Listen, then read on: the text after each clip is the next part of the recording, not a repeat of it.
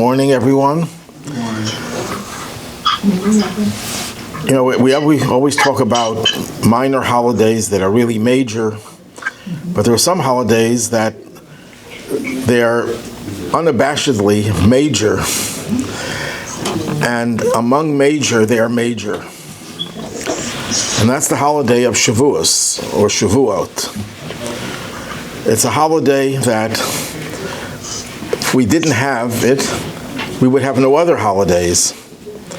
In fact, we would have nothing Jewish, because the holiday of Shavuos is the day in which the Torah was given to the Jewish people at Mount Sinai. And without the Torah, there would be no Judaism, there would be no Jews, there would be no anti-Semites. What would they do? But there wouldn't be anyone, because the world was created for a purpose. As Rashi in his very opening, one of his opening statements in his commentary on the Torah says that the world was created for the sake of the Torah and Israel, the Jewish people, implementing the Torah. If the world was created for that purpose, if there would be no Torah, there would be no purpose to have a world. And the world would just cease to exist. That's why it says in the Talmud that from the time the world was created until the year in which the Torah was given, the whole universe was shaking, was quaking, was nervous. It was overcome with dread because it may not survive. And when the Torah was given at Mount Sinai, it says that was the day that the world became tranquil. It brought tranquility to the world. So if there's any holiday that we could refer to as major without having to find a deeper understanding of it, it's the holiday of Shavuos. And unfortunately, regrettably, it's one of the least observed holidays amongst most of the Jews in this country, and perhaps throughout the world. One of the reasons why it probably is neglected, I think, is due to the fact that there are no special commandments associated with it. Sukkot, we have a sukkah. Rosh Hashanah, we hear the shofar. Yom Kippur, we go to the synagogue and fast. And Shavuos, and Pesach, we eat matzah, of course. But on Shavuos, there are some customs. Yes, we eat dairy foods on Shavuos, and some people stay up all night. Those are customs, and they're not central to the observance of Shavuos the way matzah is to Pesach and so on. But whatever the reason is, it's tragic that people don't know about Shavuos and have not observed it. Shavuos is unique in many ways. One of the ways it's unique, it has more names, I think, than any other holiday. It's called Chag HaShavuos, the Festival of Weeks. Why is it called the Festival of Weeks? Because the festival is determined by counting 7 weeks, 49 days, and the 50th day, the 7 weeks, the next day becomes the holiday. So how do we determine the holiday? It's by counting weeks. Every other holiday has a date assigned to it. Pesach is the 15th of the month of Nisan. Sukkot is the 15th of the month of Tishrei. Rosh Hashanah is the 1st of Tishrei. Yom Kippur is the 10th of Tishrei. Purim, which is a later holiday, is the 14th of Adar. Hanukkah is the 25th of Kislev. Every holiday, rabbinical or biblical, has a date. Shavuos has no date in the Torah. It's the week, it's the holiday of weeks. You count 7 weeks or 49 days, and then you have, presto, you have the festival of Shavuos. That's one name. It's also called Chag HaKatzir, the holiday of reaping, the harvest of wheat. Passover is the harvest of barley, which came earlier in Israel. I don't know if it still does, but that's the way it used to be, and that's it. They would bring the omer, the offering of barley, as the first of the season, and then everyone else would be able to use their own barley and other grains. And Shavuos is the first of the wheat harvest that we brought to the temple, and it was called, among other things, Bikurim, the first fruits, the first produce. So the holiday is also called Yom HaBikurim, the day of the first fruits, for two reasons. Number one, that's when they brought the first yield of wheat. That was the first of the wheat, which is the major staple for people. And it was also when you would be obligated to bring your first fruits, literally the first fruits, to the temple. That was the beginning of the season, which would last all the way through the holiday of Sukkot. So that's called Yom HaBikurim, the day of the first fruits. It's in the Talmud, it's called Atzeret. Atzeret means a gathering, or it represents the culmination of the holiday season of Passover. Passover and Shavuos are linked together, as we just saw, and the final part of this continuum is Shavuos, which is a day of gathering, a day when you have to withhold doing work. It's a holiday like Pesach. You don't do all times of work, and that's what the meaning of Atzeres is. It's also referred to in our prayers as, let me mute everyone. In our prayers, it's referred to as Zman, the season of Matan Torah Seinu, the gift of our Torah, the season in which God gave us the Torah. So those are the 5 names that this holiday has. Now, the question that one could ask, why doesn't the Torah tell you that the holiday is on the 6th day of the month of Sivan? That's when we celebrate it, 6th, and outside of Israel on the 7th as well. Why does the Torah just tell you, count 49 days, the 50th day is the holiday? Why not tell you the day of the month? And the answer is, it doesn't have to occur on the same day. The holiday could occur on the 5th of Sivan, the 6th, or the 7th. How could that be? Well, the Jewish calendar, and the days that we had the Sanhedrin, was determined by the sighting of the moon. And the witnesses would come forward to testify that they saw the new moon.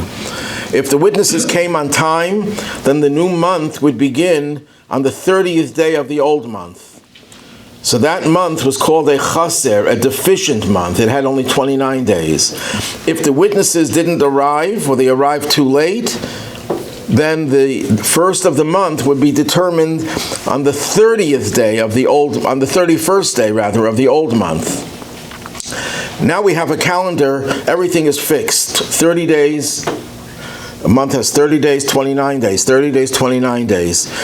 But in those days, you could have 2 months in a row of 29 days, or 2 months in a row of 30 days, or they could alternate.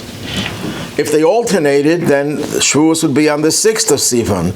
If you had 2 months of 30 days, then the Shavuos would be on the 7th. If you had 2 months of 29 days, it would be on the 5th. So that's why there is no guarantee that Shavuos will be on the same day of the month. Now with a calendar today, it's always fixed.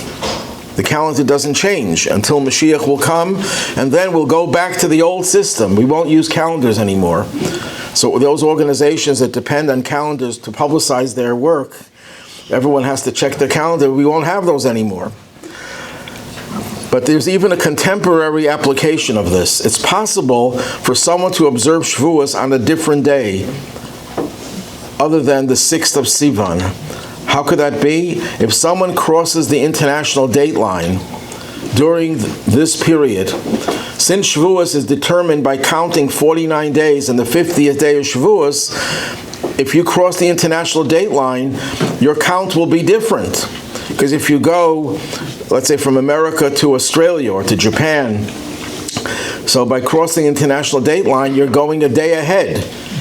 So your Shavuos will be a day later, because they're already a day ahead of you, but you have to count your own count. You don't skip a day. You can't skip a day. So your Shavuos will be a day later, but if you travel from Australia to New York, then your count will be a day ahead. And that way you will be observing Shavuos a day before everyone else. If you go the other way, you'll be observing Shavuos a day after everyone else. So Shavuos is not fixed to one particular day, even though in most cases it's on that same day every year, the 6th of Sivan. It's not guaranteed that it'll be that way. But why? Why does the Torah connect it to Pesach? So we already explained this in an earlier class, that Pesach and Shavuos are not two unrelated holidays. One is the culmination of the other, because Pesach, which is the season of our freedom is not complete until you get the Torah. Only when you receive the Torah were the Jewish people truly free. Why is that? Because when slaves leave slavery and they are now free, they are not guaranteed that they'll remain that way, because they can't adjust. We spoke about how the recidivism rate, the rate of prisoners who are freed from prison after being there for many years, will be back in prison within a few days, a few weeks, a few months, and certainly within a few years in most cases. Why? Because they're not capable of adjusting themselves to freedom. Freedom is not something that just means the absence of chains that keep you in a place where you can't escape. Freedom is a state of mind, and these people cannot be free. Well, the Jewish people would not have been free if they just left Egypt. That's why God took them a circuitous route. The Torah says, because God was concerned that if they go the straight route and they confront an enemy that they'll have to fight, they'll say, we don't want to fight, let's go back to Egypt. We're better off there. Our lives were secure. Our lives were very predictable. We don't want to get into a new kind of existence. And even in the desert, the Jews were always agitating, let's go back to Egypt. Not all Jews, but some of them, because when slaves are released, it's a hard thing for them to adjust to freedom. What guaranteed the freedom of the Jewish people? It's the fact that they got the Torah. Once they received the Torah, and the simple understanding of that, when you have a purpose in your life, when you know why you're here, you know where you're going, what's your purpose, what's your objective, then you will be able to appreciate the physical freedom as well. And that's what happens throughout Jewish history. When Jews abandoned the Torah, they disappeared as a nation. They're no longer identifiable. Who knows how many non-Jews in Europe, South America, Middle East are actually descendants of Jews. Of course, we have the 10 lost tribes, but it's not only the 10 lost tribes that were exiled, it's Jews who had lost touch with Torah. So not only did they lose touch with Torah, they lost touch with their own identity. They no longer identify themselves, no longer know that they're Jewish or they have Jewish ancestry. Because you can't remain free and independent without the Torah. That's a very basic fact of life borne out by historical reality. I also mentioned when Moses was arguing with God that he was not qualified to be the liberator. He also said, am I going to take the Jews out of Egypt? In other words, are they ready? Are they worthy? And what does God say? Yes, they're going to get the Torah on Mount Sinai. How does that respond to Moses' argument? Moses was arguing the Jews are not ready, they're not worthy of being liberated. So what does God say? I'm going to give them the Torah later on. And the answer is very simple. Moses was concerned, yes, I'll liberate them. If you want me to do it, that means we'll do it. But they're going to go right back to Egypt. They'll go right back to slavery. If not Egypt, they'll be slaves to some other god, some other culture, some other captor. So what's the point in liberating them now if they're not ready? And God says, don't worry. They're not ready now, but they'll be ready in 50 days. They'll get the Torah on this mountain, and that will guarantee that they will remain, for better or for worse, part of this Jewish existence. And that's why we're here today. Even the Jews who abandon Torah, they have a place to come back to, because the Jewish people are an eternal people because they have the Torah. Yes? Well,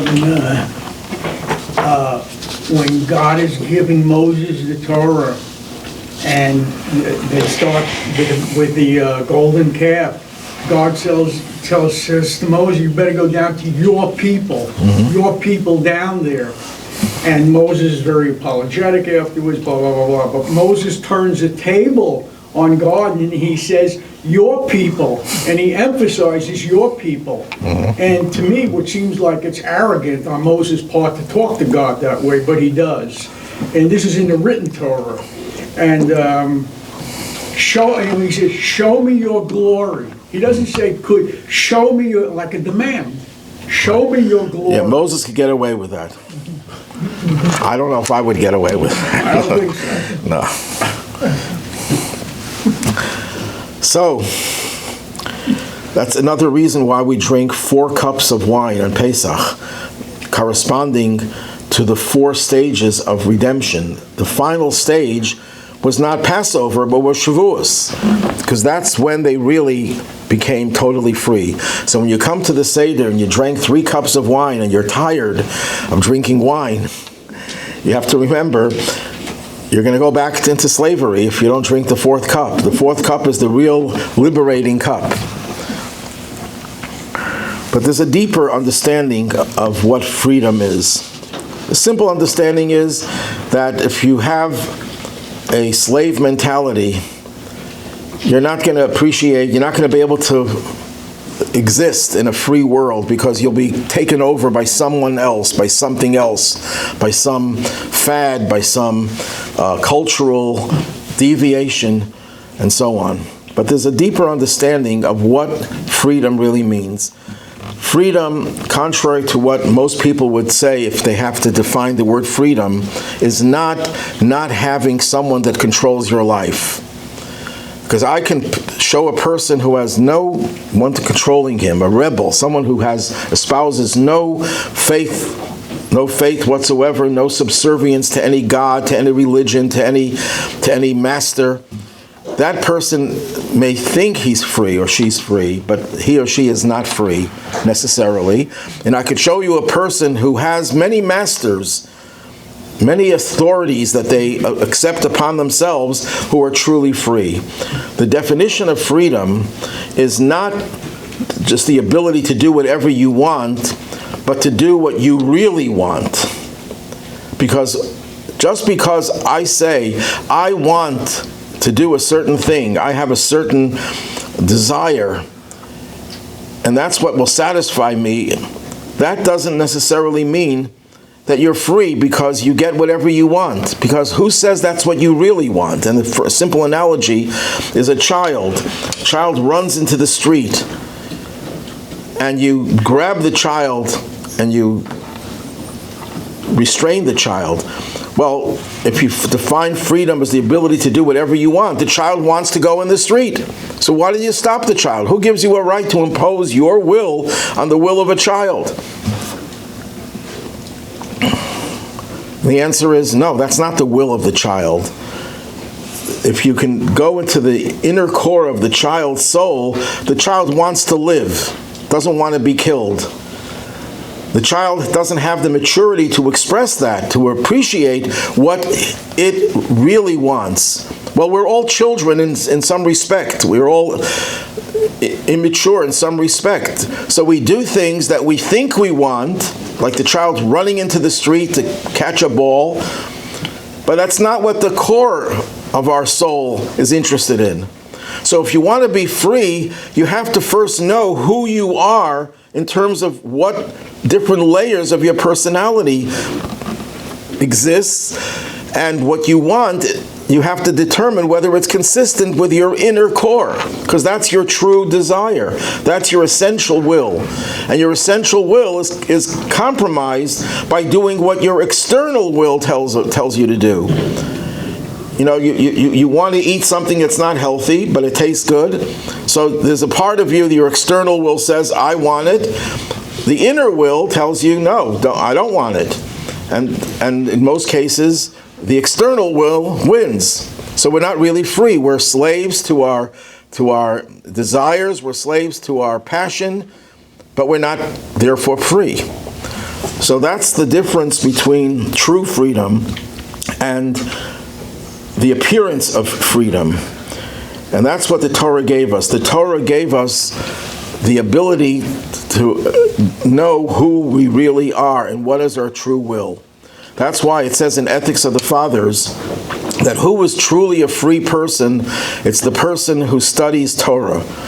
And it bases it on a verse where it talks about how the 10 Commandments were charus al haluchos, were engraved on the tablets. The Hebrew word for engraved in the Torah, there are no vowels. So it could also be read cherus, freedom. That the fact that the Torah is etched in us gave us freedom. And the two explanations are not mutually exclusive. They're connected. Because what Torah does is it digs down deep into the core of our soul to reveal what is our true desire, what is our true identity. And therefore, it gives us the ability to be free. Now, of course, a person could study Torah with a slave mentality and pervert the message of the Torah. So that's why we have to not just study Torah, but study Torah with the understanding that we're going to discover more about who we are, what we really want. So that's one explanation as to why Shavuos is connected to Pesach. It's not an independent holiday. It's chained to Pesach. It's 7 weeks after Pesach, 50 days after Pesach.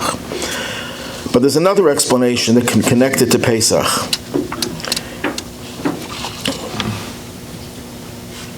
We spoke about this in past weeks, that the second day of Pesach, they would bring the omer, the barley offering. Now, in the Torah, when it tells you about the barley offering, it doesn't tell you the second day of Pesach.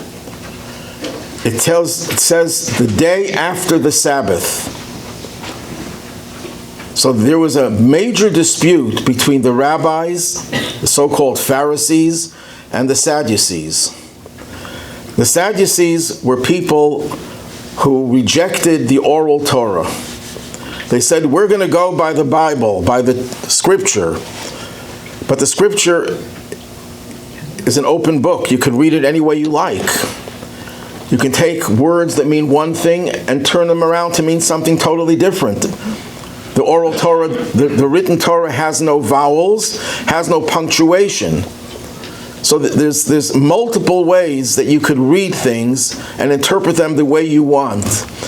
But nevertheless, and that's why, how do we know how to read the Torah? Because it was passed down orally and later on put into writing. But it was originally passed down orally from Mount Sinai to Moses, Moses to the people, and so on.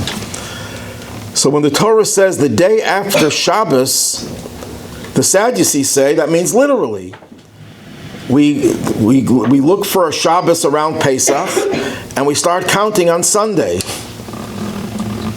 Every year we always start counting on Sunday.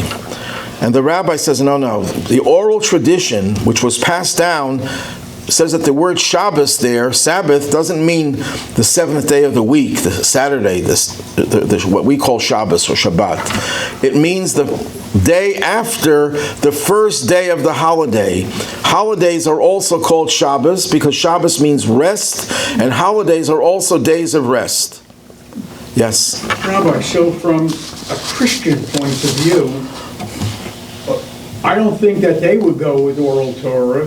So do Christians generally, when they look at the Old Testament, think of it as the same way the Sadducees did? Yes, they do. There's Christians who are very much influenced by Sadducee heresies, and that's why they tried very hard to make the rabbis look bad. The rabbis were corrupt and were interested in power, when it was really the other way around. The Sadducees were the elite. They were the real aristocratic Jews. They had the power, the money, the power. In fact, they used to purchase the role of the high priest. They went to the highest bidder. The Sadducees controlled the temple, the power base of the temple. The actual sacrifices and the services were led by the rabbis. And most of the people identified with the Pharisees, not with the Sadducees. But the Christians who were rebelling against the rabbis identified with the Sadducees. So that's right. They interpret the Torah literally, which brings about a lot of confusion. So when we count the 50 days from the bringing of the Omer, we're establishing the tradition the way the rabbis interpreted it based on the oral law. We're rejecting the notion of the Sadducees. And therefore, the scheduling of Shavuos underscores our reliance on the oral tradition. And if we ask, what is Judaism based on? Primarily, not the Bible, it's the Talmud, which collected the oral traditions. Because the Bible without the Talmud is a meaningless book. You cannot even go through one verse and interpreting it correctly. Take, for example, this is a classic example given at the beginning of Genesis. It says there was evening and there was morning, day 1 or day 2 or so on. Well, you could read that, there are no vowels. You could read that there was a mixture of animals and there was cattle one day. Tell me that that's not right. There are no vowels. You could read the word Erev as Arov, which is the same as the plague where they had the mixture of wild animals. And Boker, which means morning, can mean Bakar, cattle. That's just one very simple example, but there are thousands of examples like that, that if you don't have the oral tradition, you cannot read the Torah and interpret it because there's no restriction on how you can do it. You can do it any way you like. But yet there was a tradition that was passed down as to how to read it. In Judaism, we focus on the role of the mother. Happy Mother's Day. What does that have to do with the Torah? King Solomon says, Shma beni, listen my child, Musar avicha, the reproof or the rebuke of your father, Ve'al titosh Torah simecha, don't forsake the Torah of your mother. So the Hasidic text says that the father refers to the written Torah and the mother refers to the oral Torah. The father contributes the seed, but the seed will do nothing if it doesn't gestate in the womb of the mother to produce an offspring. The Torah, the written Torah, is like the father's contribution to Judaism. Without it, we wouldn't have anything, obviously, but it has to gestate in the teachings of the oral Torah. And the oral Torah is this primary source of what Judaism is all about. And as soon as people started rejecting the oral Torah, they disappeared from the Jewish people. How many Sadducees are there left today, descendants of the original Sadducees? 0. The Karaites that came centuries later and followed the Sadducees still have a presence in Russia. They have in Crimea, and they have, I think, a little presence in Israel. There might be a few thousand left. The Nazis did not consider the Karaites to be Jews. Even though they were descendants of Jews, genetically they were Jewish, but they had strayed so far from Judaism that the Nazis did not consider them. They considered secular Jews to be Jews, but not Karaites. Just an interesting, we can't base things on the Nazis, of course, but it's just interesting to see how others regarded them as being outside the pale of Judaism. So in Judaism, one's essential identity is determined by the mother. If you're Jewish, it's because your mother is Jewish. Obviously, if you converted, it's another way of becoming Jewish. But it's the mother that determines your Jewish identity. The father determines which tribe you're from. If you're a Kohen, a Levi, tribe of Reuven, of Shimon, that's a secondary identity. Your essential identity comes from your mother. And the same is true with the Torah. The essential identity of the Torah is the oral Torah. The written Torah is a secondary, or it's inferior to the role of the oral Torah. Now, it doesn't mean that the written Torah is not treated with great reverence and respect. In fact, we give more respect to the Torah scroll in the Ark than we do to a volume of the Talmud. But that doesn't mean that Judaism is based on the written Torah primarily. It's based primarily on the oral Torah. And it's the oral Torah that enables the Torah to be applied to every generation, to every person and to every place. Yes? Rabbi, would you say what you just said about the oral Torah and the written Torah? I know that would apply to the ultra-Orthodox, but The ultra. ultra, okay. Does that apply to conservative and moderate and other Jews? Because I don't think that they hold the oral Torah in the same esteem. Well, interestingly, most Jews are not Reformed conservative or Reconstructionists. Most Jews are either quote-unquote Orthodox or they don't have an identity. Because if you ask any member of a conservative or Reformed temple, I'll give you $1 for every minute you can tell me what is your ideology, what is conservative or Reform ideology. I won't become poor. I'll make it $5 for every minute. Most Jews don't, the rabbis may be conservative or Reform. They might be able to spend a half hour explaining their ideology.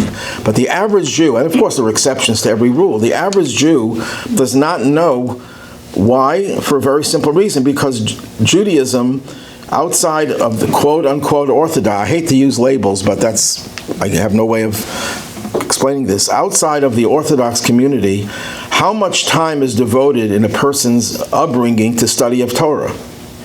The kid goes to Hebrew school on a Sunday, gets an hour or two of Torah study, if even that, and that's going to suffice for the person's whole life. Because when they go to college and beyond, they don't study any of it.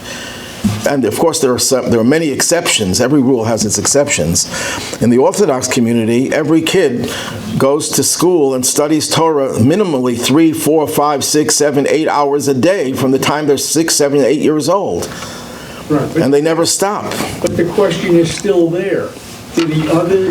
Oh, okay. So if you're talking about the Jews who identify as conservative and Reform, their behavior, believe it or not, is based mostly on the oral Torah. They may say, I don't believe in it. I've heard many Jews say, I follow only the Bible. I don't follow the Talmud. Okay, when do you observe Rosh Hashanah? What do you mean, when do we observe Rosh Hashanah? On the first day of Tishrei. It says, where does it say that in the Torah? Torah never refers to Rosh Hashanah. Never. Actually, one place it does, in the book of Ezekiel, and it means Yom Kippur. But there's no place in the 5 books of Moses where it says the first day of Tishrei is Rosh Hashanah and you should blow with a shofar. What it says is that the first day of the 7th month is a day of blowing. It could be a kazoo, it could be a trumpet for all I know. It doesn't say a shofar. How do we know it's a shofar? And how do we know that the first day of the 7th month is Rosh Hashanah? That's a contradiction. If it's the first of the 7th month, how is it Rosh Hashanah, the head of the year? Well, the answer is there are many cycles in the year, but where does all that come from? That's the oral Torah. And I can go on giving you so many examples. Circumcision, the Torah says it takes place on the 8th day. What is circumcision? Does anyone know what circumcision is? Obviously you know. It's cutting off the foreskin. Where does it say that in the Torah? It says cut. Maybe it means cutting your nails. It doesn't say what to cut. How do we know that circumcision means cutting off that particular part of the male organ? How do you know that? Because it's passed down in the oral Torah. And we can go on and on and on with almost everything that the average Jew, conservative, Reform, Reconstructionist, observes based only on the oral Torah. Right. I get it. You're proving the ignorance of non-Orthodox community. No, I'm trying to say that what they do is based on the oral Torah. Right. But if you ask the average conservative or Reform Jew, do you accept or believe in the written Torah or oral Torah or both, that on my mind, most would say just the written Torah? Yes, that may be true. Although you don't think it's... Can I answer that? Yeah. The rabbis, conservative and Reform and whatever, rabbis, all accept the oral Torah too. the conservative rabbis, the reform rabbis, they do accept the oral Torah. As far as the average person goes, they don't even accept the Bible. Most of them aren't even don't even believe in God. I mean, it's a spectrum. Jew is. It's a spectrum. Some will say they don't believe, as you said, in anything. There are some rabbis who claim to be atheists. Well, if you're an atheist, you obviously don't believe in any part of the Torah. I think they made a survey that 50% of Reform rabbis claim to be atheists. Oh, there's no way. I can't. Where is that written? I'd like to see that. Okay, I knew a Reform rabbi in Buffalo who's no longer here, who used to say that he loves the fact that he could sing the prayers because he couldn't say the prayers otherwise because he doesn't believe in them. But if it turns into a song, he could relate to it. But if it's not 50%, there's a percentage out there that don't believe in God. You could look it up. It may not be 50%, yes. I think the thing is for a lot of the Jewish people in America, they don't even know that the oral Torah exists. Oh, that's a good point. It's not even a reason of accepting it or not accepting it. Right, if they knew what the oral Torah was, they would either say, I don't accept any of the Torah, or I accept all of it. But they have to know what it is. So it's really it's a moot point at this point. So anyhow, the emphasis of Shavuos being connected to the Omer, 50 days from the Omer, underscores the role of the oral Torah, that the oral Torah is what determines our Judaism. And that is a segue to talking about Ruth. One of the things that many Jews do on Shavuos is to read the book of Ruth. Some people do it publicly, like reading the Megillah on Purim. There's a public reading. Some people read it the night of Shavuos when they recite different sections of the Torah, so they read the entire book of Ruth. What is the connection of the book of Ruth to the holiday of Shavuos? There are many connections. We won't have time to go through all. We'll have to leave the rest for the next week, but I just want to focus on one. Shavuos is also the anniversary of the passing of, does anyone know who? Famous biblical personality? David. King David. He passed away on Shavuos. And King David was the great-grandson of Ruth. So what does that have to do with the oral law? King David was a product of a marriage between Boaz, his great-grandfather, and Ruth. But that was problematic. Because in the written Torah it says, a Moabite cannot enter the assembly of God, which means that if a Moabite person converts to Judaism, no Jew can marry him. So people challenged Boaz's, who was the leader of the Jewish people then, his marriage to Ruth. She's a Moabite princess. And people claimed that therefore the offspring were not kosher Jews, in the sense that no Jew was allowed to marry them. And you're going to be the king of Israel, the leader of the Jewish people, when your whole existence is illegal, is illegitimate. And King David's enemies never stopped taunting him with that. He was constant. That was the worst thing that he suffered from. So how come Boaz, who was a knowledgeable Jew, he's a leader, how could he have violated that commandment in the Torah? It's one of the 613 commandments. That if you want to marry a Moabite, you can't. It was only for men. Oh, it doesn't say that in the written Torah. That was in the oral Torah. It was passed down from one generation to another. The Torah is speaking only about you can't marry a Moabite man. But it doesn't say the same thing. It doesn't apply to a Moabite woman. The people who taunted King David rejected that oral teaching because they didn't like King David. So they had to say that he's not kosher. But the truth is, based on the oral Torah, King David was 100% kosher. And his great-grandmother Ruth was not just considered to be having engaged in a kosher relationship, but she was held up as one of the greatest models of piety and holiness in all of Jewish history. and takes her place among the greatest of Jewish personalities. So that's just one reason that the book of Ruth, which ends with the fact that she was the ancestress of King David, legitimized King David, who was the leader of the Jewish people and is considered to be one of the major pillars of Judaism, of Jewish history. Without King, just like without Moses, we wouldn't have Judaism. Without King David, we wouldn't have had Judaism, because he was the one who established the Jewish presence in Israel, and not just a presence, but a unified presence, an autonomous presence. He laid the foundations for the Beit HaMikdash, for the Holy Temple.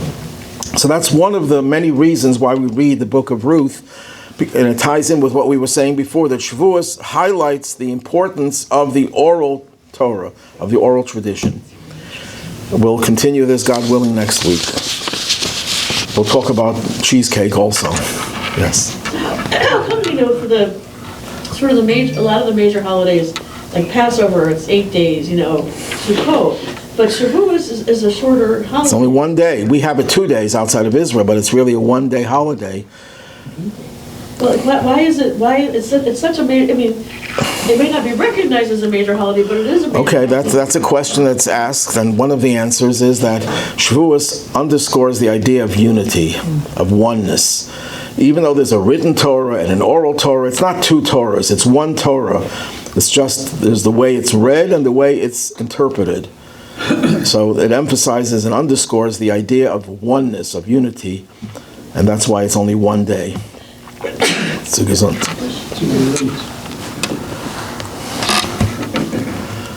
Any other questions? Okay. Zoom, maybe they have questions. And a Zoom, anyone of the Zoom?